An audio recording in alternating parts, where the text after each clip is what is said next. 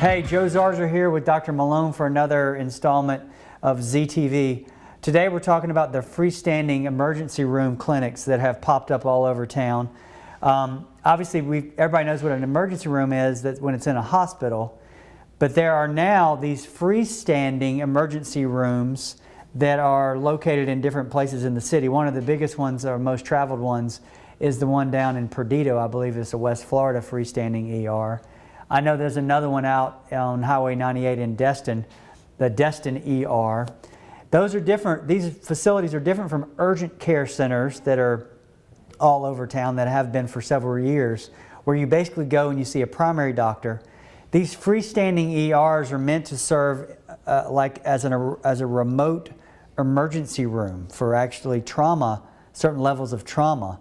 And Dr. Malone is here to talk to us about some data he has found in regards to some of these remote ERs. Yeah, so interesting, yeah, like you said, I know that there's two in our immediate area and an extension of an ER, if you will, which is great for those who need access. It can stabilize a patient before they get to a hospital, have an opportunity to get to a hospital, but also it's a good business move, because if you have a good experience with whatever name brand facility, then you're more likely then to maintain that relationship with that facility for whatever follow-up you need, things like that. To put it in perspective, I did a little bit of research, hence the notes. In 2016, the state of Florida had 26 of these. The whole state? Yes, and a lot of them are in Central or South Florida, and that's still the case, but now as of 2019, we're at 53 plus. Wow. And I say plus because there's some that are still in the process of opening this year. So it's doubled. Yeah. And then to further put that into perspective, there are 213 hospitals with ERs in the entire state. Wow. So that's what you think of your traditional emergency department that you'd go to, where there's a big hospital attached to it, they've been going to for years, or have loved ones, things like that. To put it in, I guess, a hierarchy, so you got your ER, then you got freestanding ER, then urgent care, and then your doctor's office, really. So the big decision is when to go to which level. And most lay people don't know which one. And many times they think they're going to an urgent care, but they're actually going to a freestanding ER. And then they get the bill and they realize they had emergency services, emergency care that was delivered for something that was a urgent care type issue. Well, they don't bill for urgent care, they bill for ER. And you're out there to get stitches. Wow. So part of it is on you as the consumer to be an advocate for yourself and say, what does my insurance cover, first of all? Where should I be going? And do I really need to be going to an ER or freestanding ER for a minor cut or injury that could be best dealt with in an urgent care, or even at your doctor's office? Many doctors, if they're available to you, will take care of those things, and that is the cheapest, most efficient way, I guess financially, to get these things taken care of. So I think the thing to remember is, obviously, think about in terms of what's your symptom. If you have a fever and you feel like you may have the flu, or you have a upper respiratory infection with a fever, maybe it makes sense to go to an urgent care center versus an emergency room. Yeah. Because, is that right? Is that what you're saying? Yeah, I would say urgent care or even your doctor's office, at least for starters, and then you are triaged appropriately to say, hey, this is more than what we can handle here. You need to be admitted. You need some IV Who's therapy. staffing these remote ERs? Good question. Thank you. So ER and freestanding ER in the state of Florida, first of all, let me back up. Freestanding ERs in the state of Florida need to have a relationship with a parent facility, meaning a hospital, a fully functional hospital. In other states, that's one of the confusing things. There's different regulations in different states. In other states, they can be, you and I could say, hey, let's open up Zarzaur Hospital because we want to make a lot of money. And we could do that, and we have no relationship with anybody else. State of Florida, that doesn't exist. Anyhow, so they need to have the same services 24/7, same providers, same on-call list. So if you go to the freestanding ER and you have a surgical issue, they call the surgeon that's also providing services to the parent hospital. So there's physicians at both of those. At the urgent care, not always a physician. Sometimes it's a mid-level provider. There's a physician who is available to the facility. Many times it's a physician's assistant or nurse practitioner. And you may see a physician there. It depends on, usually during the daytime Somebody hours. certainly well qualified to handle the flu or an upper respiratory infection. Exactly. Are you saying all these remote ERs have a board-certified emergency room physician? Yes. Oh, yes. Okay.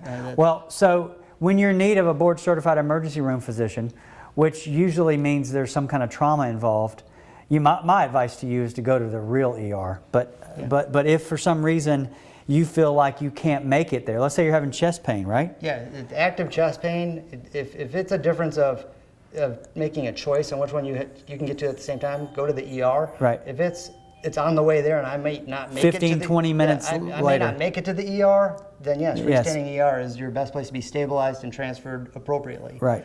As far as I made a couple pros and cons in regard to the freestanding ER specifically, some of the pros are, yeah, it's much more efficient. You're finding these things in the suburbs next to the shopping mall. Hey, I can go we'll just go there while we're driving around. We don't have to drive to another part of town we never go to. So it's more convenient. There's usually less of a wait, which is attractive to a lot of people who are busy.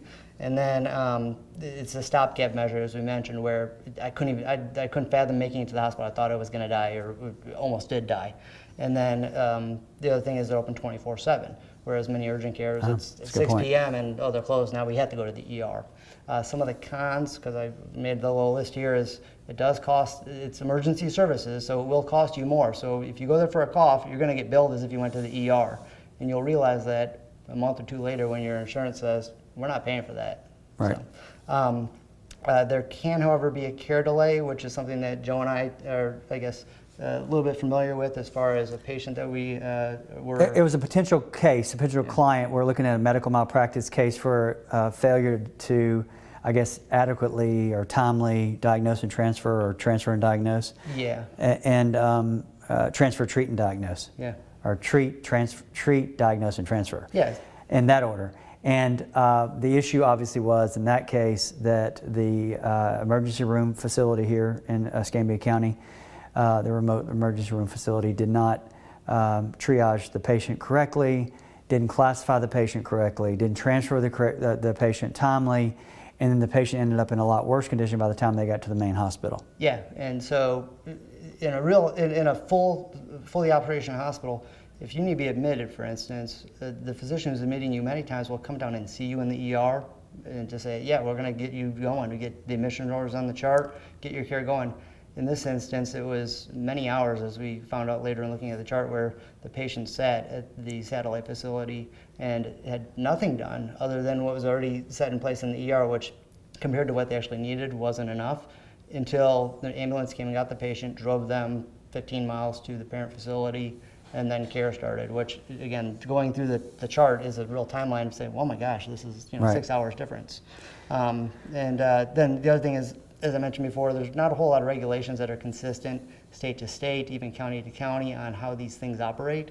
So it's confusing to insurance providers, it's confusing to physicians, it's confusing to patients, everybody. Right. All right. So moral of the story is this.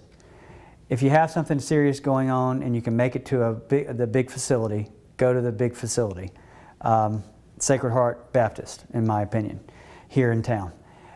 If you can't make it and you feel like whatever you have going on is going to potentially kill you or cause some kind of loss of a limb or sense in the next 15 or 20 minutes, and you feel like you have to get somebody to look at you in that time, then maybe it makes sense to stop and get care there. If it's a sniffle, if it's a minor, do not go to the remote ER or any ER for that matter. Exactly. I would urgent care or call your doctor. Right. That is the two best places in your better interest for how you pay for it and the care that you get. And you don't have to wait as long as many times. I woke up with a rash. You're not having any breathing or heart rate problems. Yeah. Go to the urgent care or their primary doctor. Yeah.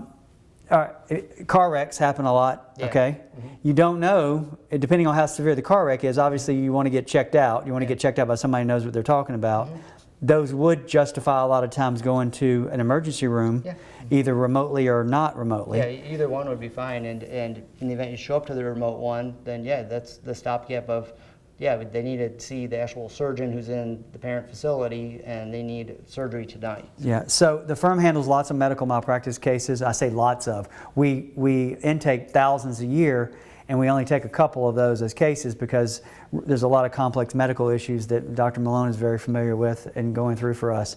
But keep that in mind. You have to be your own patient advocate for you and yourself and your family members. So question everything politely, ask for data politely, And if they push back on you, there must be some reason why they're doing that. If you need more information on these remote ERs, or you or your family member has been the subject of a medical malpractice or a potential medical malpractice case, you can find us on the web at zarzaurlaw.com. You can always call us at 855-HIRE-JOE. Thank you very much.